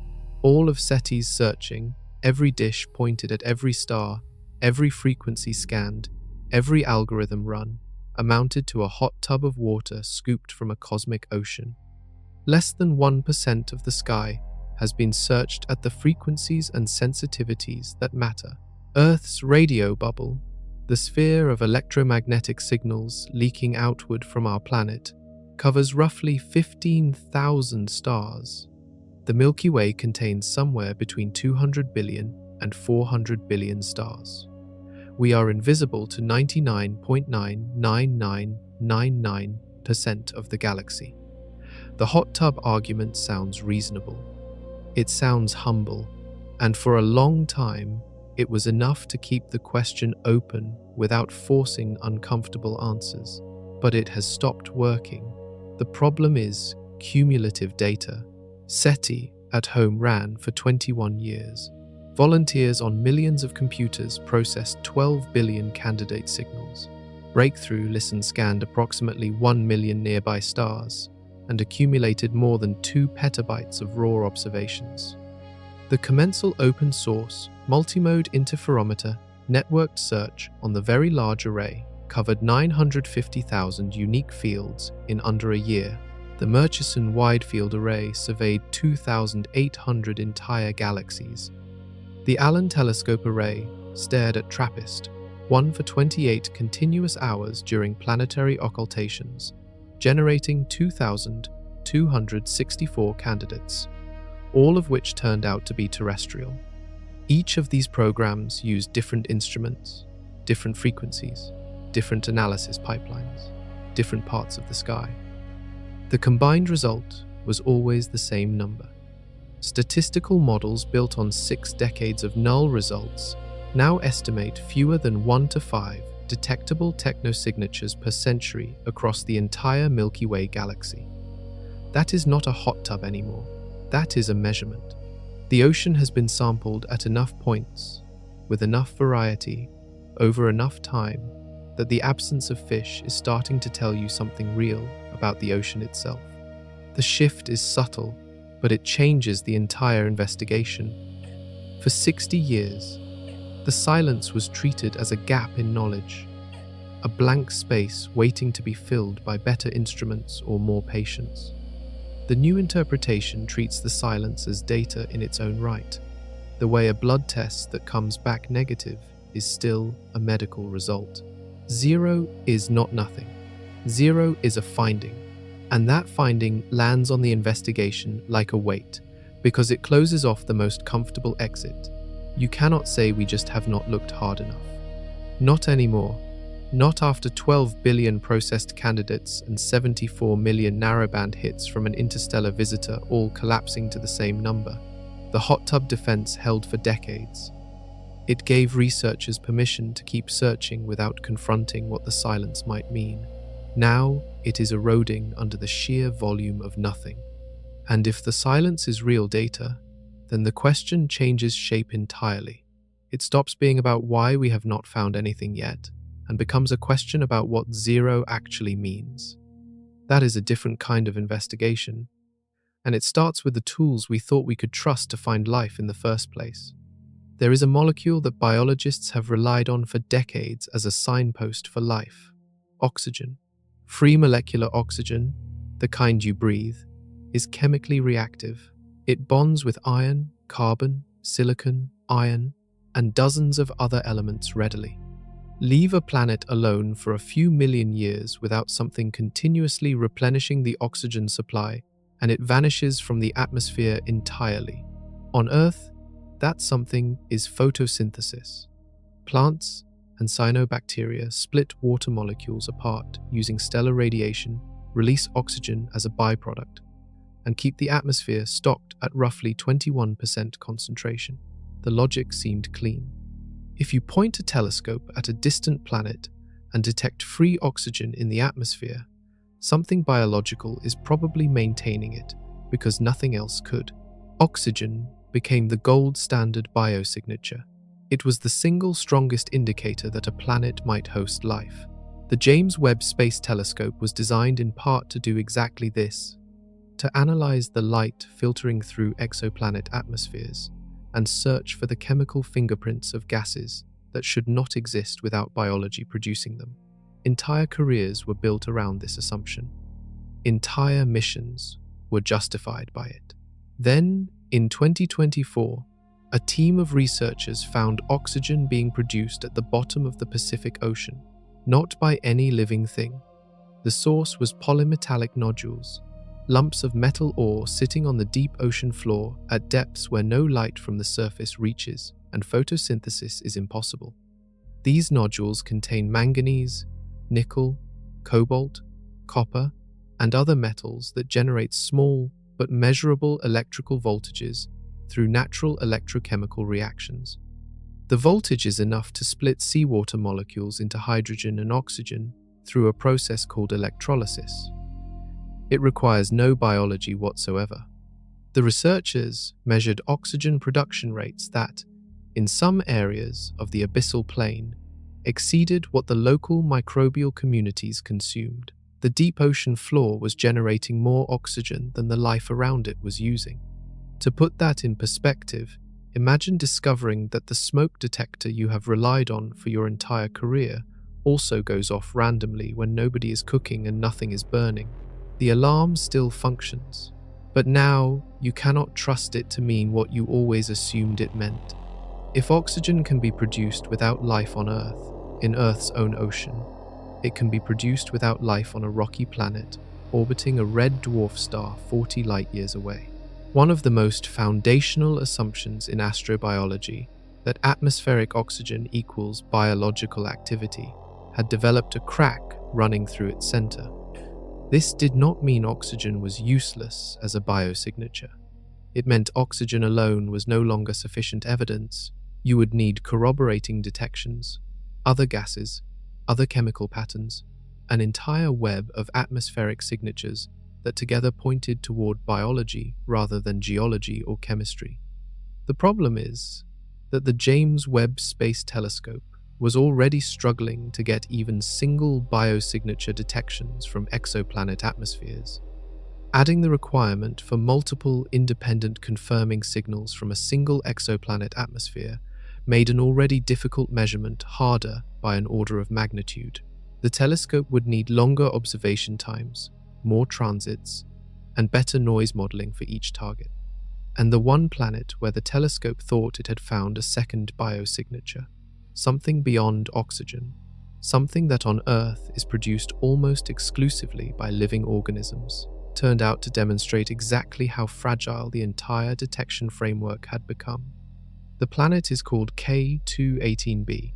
It orbits a red dwarf star 124 light-years from Earth. It is a sub-Neptune, meaning it is larger than our planet but smaller than Neptune, roughly 8.5 times Earth's mass.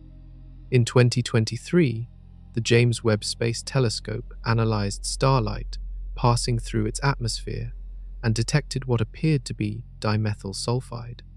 On Earth, dimethyl sulfide is produced almost exclusively by marine phytoplankton, the microscopic organisms floating in the upper layers of the ocean. It is the molecule responsible for the distinctive smell of the seaside. Finding it on another planet would be remarkable because there is no known geological or purely chemical process that generates dimethyl sulfide in significant quantities without biology. The headlines were immediate and global. Major news outlets reported the detection as potential evidence of biological activity on an alien world. For a brief window, K2-18b became the most discussed exoplanet in the scientific community and in popular media. Then the data was examined more carefully by independent teams. The dimethyl sulfide signal sat within the noise floor of the observation.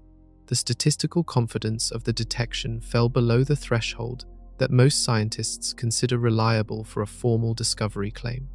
Follow-up analyses using different atmospheric modeling approaches could not reproduce the result consistently. By early 2026, the scientific consensus had shifted.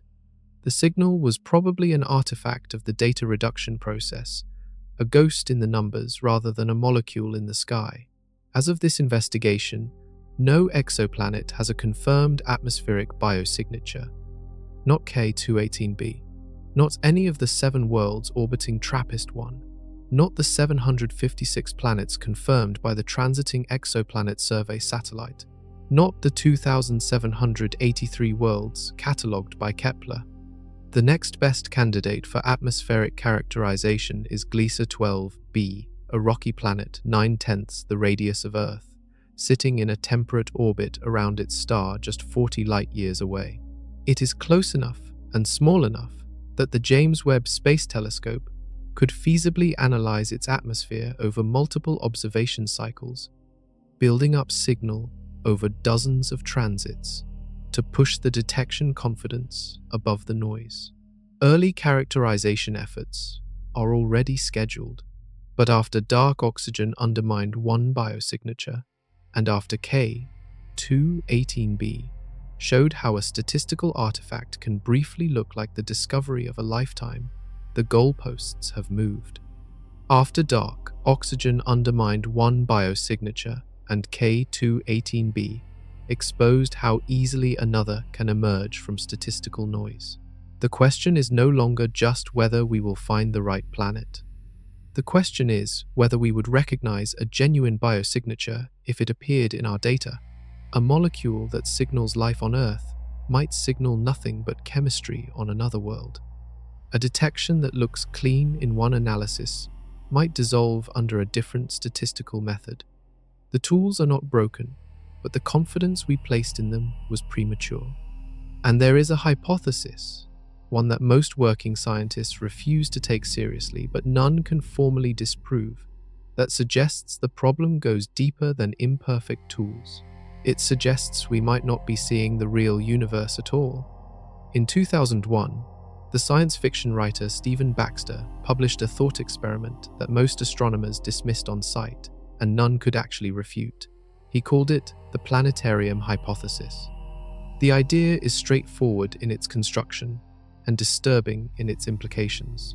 If a civilization existed that was sufficiently advanced, thousands or millions of years beyond our current technological level, it could enclose our solar system in a projected simulation, a perfect replica of an empty universe displayed inward from the boundary, so that every telescope, every satellite, every instrument humanity builds shows us exactly what the builders want us to see. We would observe an empty cosmos, because the cosmos we are permitted to observe is a constructed display. It sounds like science fiction because it originated in science fiction. Baxter was a novelist, not a physicist or an astronomer. But the hypothesis is a logical extension of an older idea proposed by the physicist John Ball in 1973. Ball called his version the zoo hypothesis. His argument was simpler. Advanced civilizations might deliberately avoid contact with primitive species, the same way a wildlife reserve keeps human visitors away from animals being studied. The animals in the reserve do not know they are being observed. They do not know the fence around the reserve exists. They simply live in what appears to be a natural environment, unaware that their natural environment has been curated. The planetarium hypothesis takes Ball's idea one step further. The advanced civilization does not merely avoid contact with us. It actively constructs the reality we observe. The fence is not around us. Everything we see is the fence. Scientifically, the hypothesis has a fundamental flaw that prevents it from being taken seriously in any formal sense. It is unfalsifiable.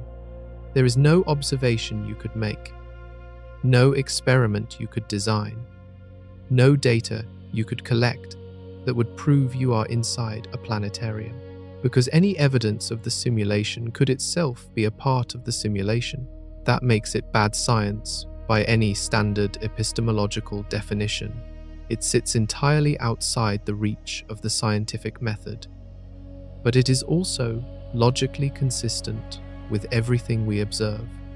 Nothing in the laws of physics prevents a sufficiently advanced civilization from constructing such a projection. The energy requirements would be enormous, roughly equivalent to capturing the total output of a star, which is precisely what a Dyson sphere is designed to do. And the Dyson spheres we thought we found turned out to be background galaxies. Whether or not the planetarium hypothesis describes reality is beside the point. What it exposes is something uncomfortable about this entire investigation. Every explanation for the silence, the great filter, the dark forest, the zoo, the temporal coincidence argument rests on the assumption that we are seeing the actual universe as it exists. If that assumption is wrong, every conclusion built on top of it collapses. The hypotheses are stacking up now. Filters that kill civilizations before they expand. Forests where civilizations hide from each other. Zoos where advanced species observe primitives. Planetariums where the observed reality is manufactured. Each answer raises new questions, and none of them are testable with current instruments. But there is one piece of hard evidence that cuts through all of this speculation, because it is not a hypothesis or a thought experiment. It is a measurement taken from our own planet's geological record, and it makes everything harder to explain. Life appeared on this planet almost immediately. Earth formed approximately 4.54 billion years ago from the gravitational accretion of dust and gas orbiting a young stellar system. For the first several hundred million years, the surface was largely molten rock. Asteroids bombarded it relentlessly during a period geologists call the Late Heavy Bombardment. Temperatures exceeded anything compatible with the complex chemistry of biology. Conditions were, by any reasonable standard, terrible for the emergence of living systems. Yet the last universal common ancestor, abbreviated LUCA, the single organism from which every living thing on Earth descends, bacteria, trees, fish, humans, existed approximately 4.2 billion years ago. That is a gap of somewhere between 300 and 400 million years between the planet's formation and the confirmed presence of life. And much of that window was spent under conditions where life, as we understand it, could not have survived on the surface. Life did not wait for perfect conditions.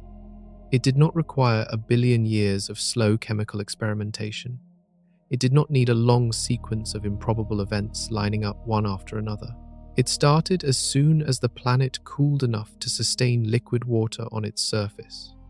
To understand how fast that is in geological terms, imagine the entire 4.54 billion year history of Earth compressed into a single calendar year. The planet forms on January 1st. Life appears before the end of February. Dinosaurs do not show up until December. Humans arrive in the final minutes of December 31st. February. That is how quickly non-living chemistry transitioned to biology on this planet. If abiogenesis, the technical term for the process by which non-living matter becomes living matter, is that easy and that robust, then it should be happening on rocky planets throughout the galaxy right now and for billions of years before now. The 40 billion Earth-sized worlds, estimated to sit in habitable zones around stars in the Milky Way, are potential laboratories where the same chemical experiment has been running in parallel across billions of years. And yet intelligence took an additional 4.5 billion years to emerge on Earth after life appeared. Detectable technology, the kind that produces radio signals or infrared waste heat, appeared only in the last century. The bottleneck is clearly not life itself. Single-celled organisms, bacteria and archaea, and their equivalents, are probably common across the galaxy. They may be as ordinary as rocks.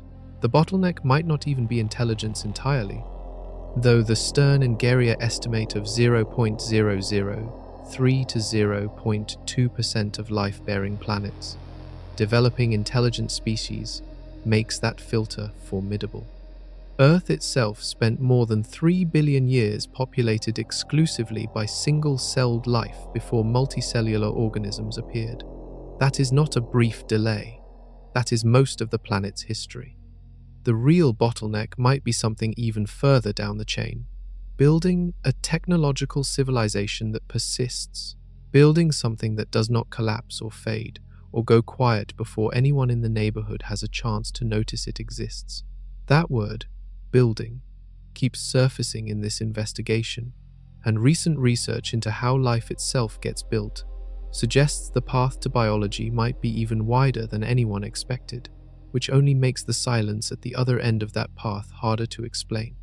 For decades, the dominant theory about how life originated on Earth was called the RNA world hypothesis. The idea was elegant in its simplicity.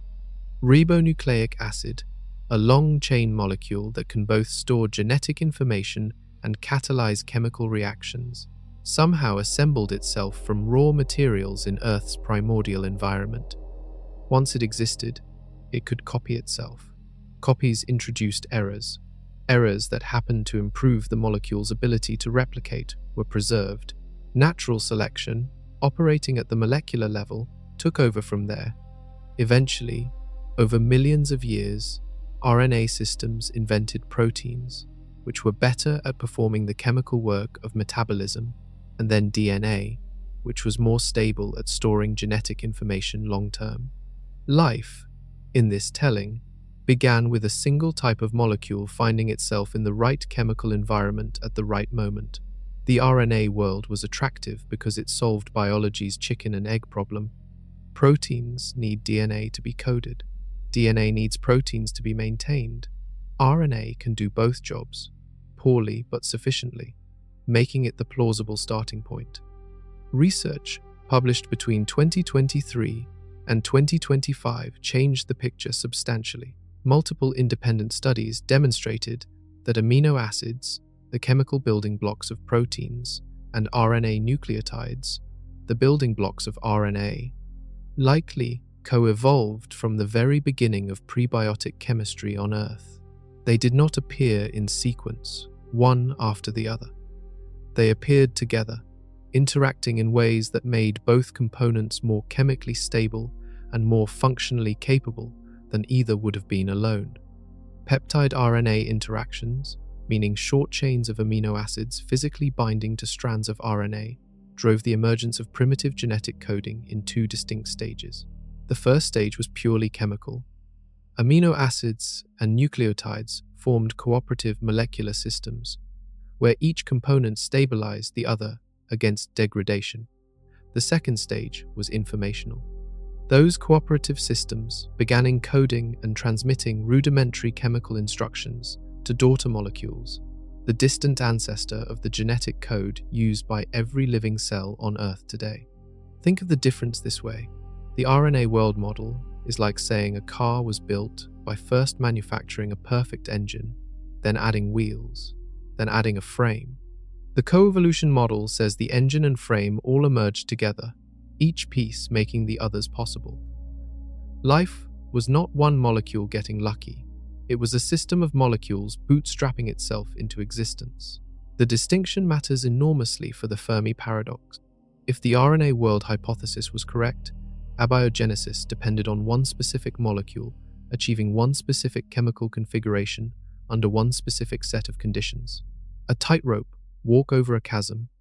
If the coevolution model is correct, abiogenesis is more like a highway with multiple lanes and on-ramps. There are more chemical pathways that lead to living systems. The overall process is more robust and more tolerant of variation. Every revision to the origin of life story over the past 3 years has made biology look easier to start, more chemically probable, more likely to occur wherever conditions permit it. And every one of those revisions has made the silence more difficult to account for, because if the path from chemistry to life is a highway, and the universe has had 13.6 billion years to travel it, the complete absence of traffic at the destination requires an explanation that chemistry alone cannot provide. Something is halting the journey after it begins. Something happens between the emergence of biology and the emergence of a detectable signal. The question is what? And a mathematician who studies economics proposed an answer that reduces the problem to geometry. Robin Hanson built the Great Filter concept in 1996 as an economist's approach to the Fermi paradox. 3 decades later, he extended the idea into something more specific and more testable. His grabby aliens model starts with a premise that sounds obvious, but has consequences that are not. If even a small fraction of technological civilizations decide to expand outward from their home star systems, traveling at even a modest fraction of the speed of light, they should be visibly reshaping the Milky Way galaxy by now.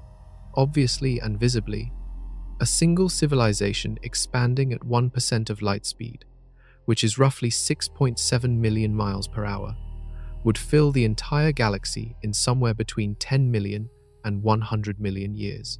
The Milky Way is 13.6 billion years old. There has been enough time for this expansion to happen thousands of times over. Hanson's mathematical model calculates what the galaxy should look like if expanding civilizations exist or have ever existed. They would convert stellar material and planetary resources into megastructures on a scale detectable across thousands of light years. They would harvest energy from stars in quantities that produce unmistakable infrared waste heat signatures. They would carve out spheres of influence, expanding bubbles of engineered space that astronomers could map the way cosmologists map the large-scale structure of the observable universe.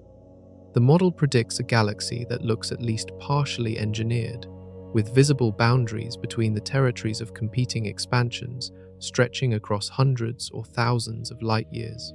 The actual galaxy does not look like that. Not at all.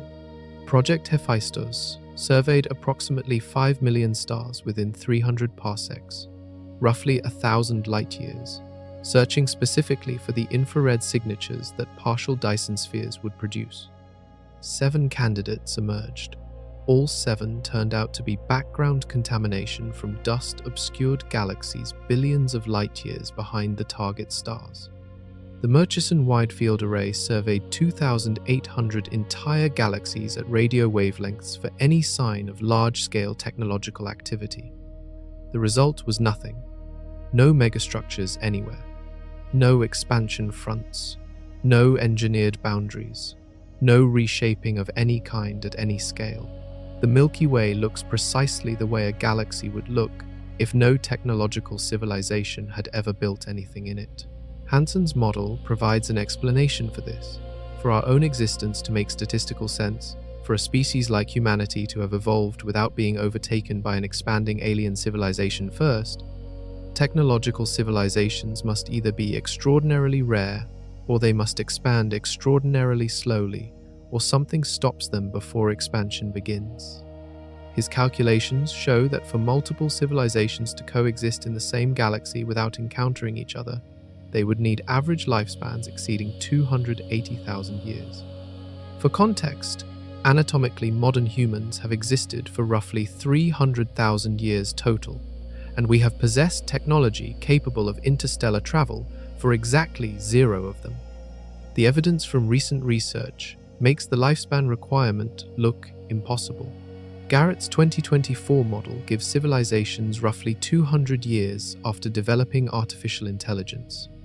Duggan's 2026 model gives them 500 to 1,000 years before demographic collapse. Neither comes close to the 250,000-year threshold that Hansen's geometry requires. The conclusion is stark. Civilizations do not expand because they do not last long enough to begin expanding. They appear, broadcast briefly, and vanish. The galaxy remains exactly as empty as it appears.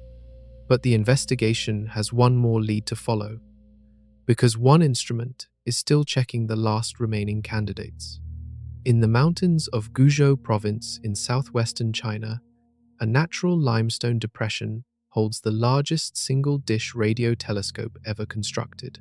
The 500-meter aperture spherical telescope, known by the acronym FAST, stretches 500 meters from edge to edge. If you placed it in downtown Manhattan, it would cover the distance from Wall Street to City Hall.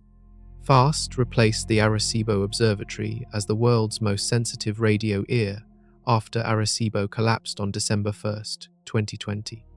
Its 4,400 individual aluminum panels adjust in real time, giving it both enormous collecting area and the ability to track targets across the sky. Since July of 2025, FAST has been working through a specific list.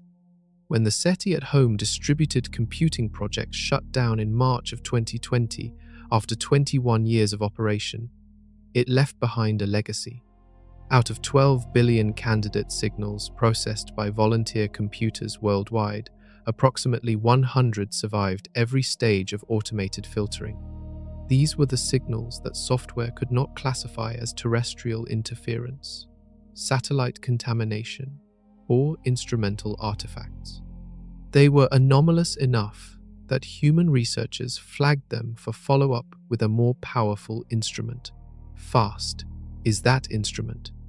It is re-observing each candidate one by one, pointing its dish at the same celestial coordinates, tuning to the same frequencies, listening for any signal that repeats or matches the original detection profile. The process is methodical. Each target gets multiple observation sessions at different times to account for the possibility that a signal might be intermittent or directional. If even one of those candidates produces a confirmed repeat detection that cannot be attributed to terrestrial sources, the framework of this investigation changes overnight. As of early 2026, FAST has reported nothing from any of the re-observed candidates. The 100 signals that survived 21 years of distributed computing and billions of hours of volunteer processing appear to be dissolving under the scrutiny of a better telescope. Meanwhile, Machine learning algorithms developed for breakthrough listen now process radio telescope data 600 times faster than conventional methods. A dataset that would have taken a human team years to analyze can be filtered in days. The volume of sky being systematically searched per unit of time is growing exponentially compared to even 5 years ago. The Allen Telescope Array is being upgraded to cover frequencies up to 18 GHz. New commensal systems are being installed on radio telescopes across 4 continents.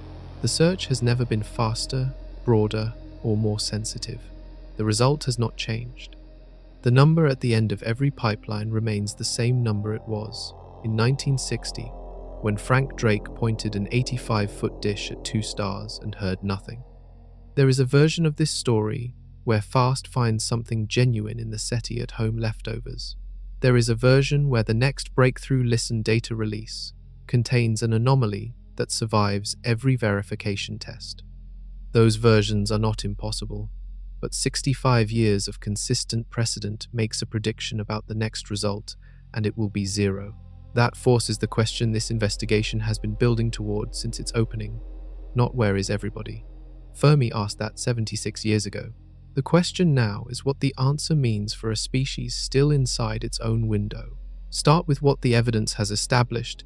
65 years of organized searching, Project Ozma to the commensal open-source multimode interferometer networked search, 12 billion candidates from SETI at home to 74 million narrowband hits from an interstellar object.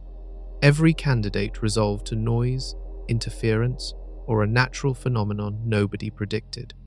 Every promising detection, pulsars in 1967, the WOW signal in 1977, BLC-1 in 2027, Dyson sphere candidates in 2024, dimethyl sulfide on K218b in 2023, either debunked or unconfirmed. The pattern is consistent.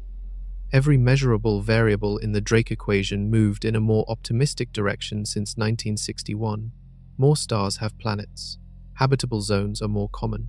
Life starts faster than predicted. The count of Earth-sized habitable zone worlds went from a guess to 40 billion. Each revision should have made silence less probable. Instead, each made it more statistically significant, because the expected number kept climbing while the observed number stayed at 0.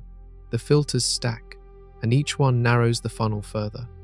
Intelligence requires a specific geological history, continuous plate tectonics for 500 million years, with a particular ratio of continent to ocean that fewer than 0.2% of life-bearing planets develop. Civilizations that reach technology face artificial intelligence within 2 centuries of their first radio transmission. Those that survive artificial intelligence face irreversible demographic collapse within 500 to 1,000 years as fertility rates drop below replacement and populations age beyond recovery.